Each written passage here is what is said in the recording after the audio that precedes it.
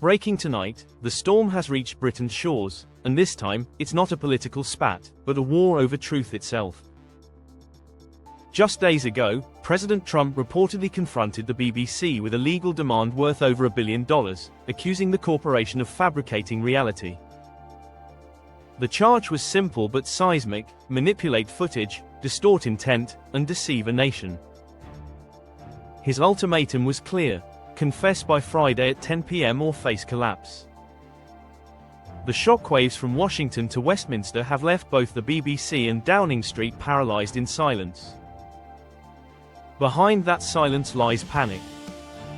The BBC, long hailed as Britain's moral voice, now stands accused of betraying the very principle it was built upon: truth. 22 million British households fund it through compulsory fees, trusting it to inform, not deceive. But if the allegations hold, that trust has been shattered.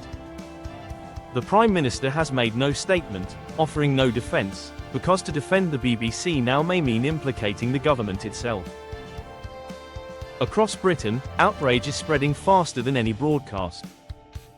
The people see manipulation not as journalism gone wrong, but as a political weapon. They see compassion twisted into policy while veterans sleep under tarps in Birmingham and asylum seekers dying beneath chandeliers in Southampton, all on taxpayer funds. What the government calls humanity, the public calls betrayal. Nigel Farage voiced what millions already felt: you build palaces for strangers and prisons for patriots. His words cut through the noise like a blade. Meanwhile, across the Atlantic, Trump's legal strike wasn't a complaint, it was a judgment.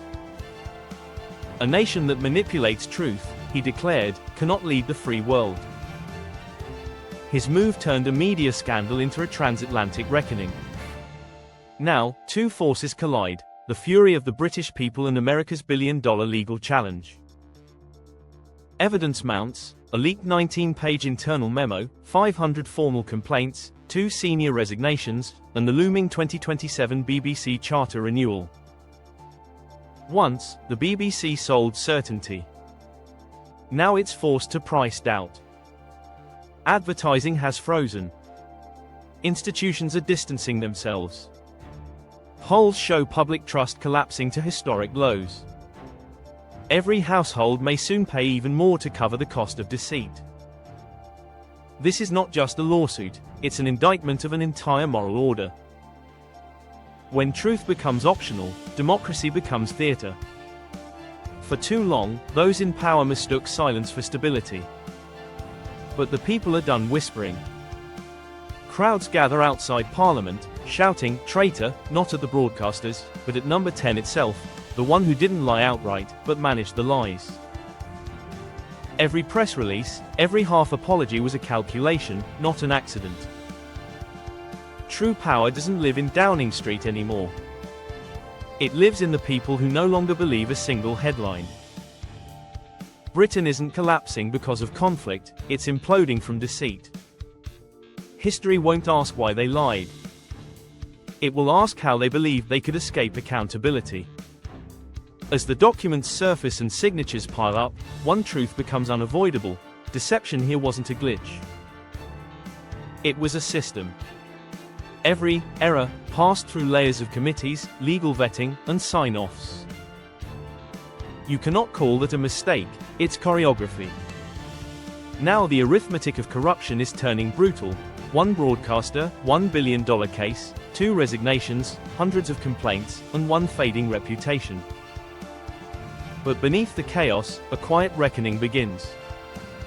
Truth doesn't need a network's approval, only courage.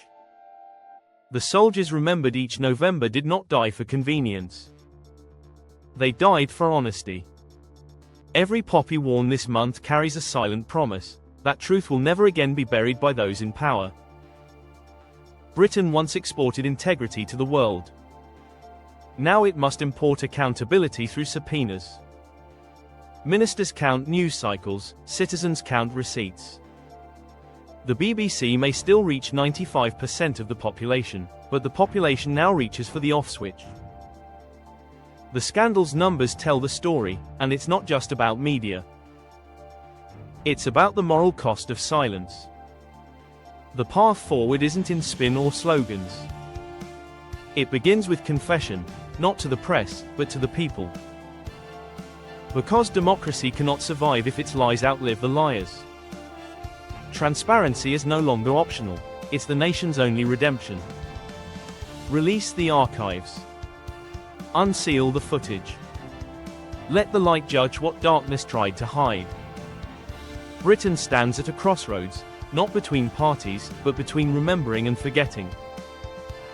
The next chapter won't be written by the BBC or by government briefings. It will be written by citizens who still believe that truth has value.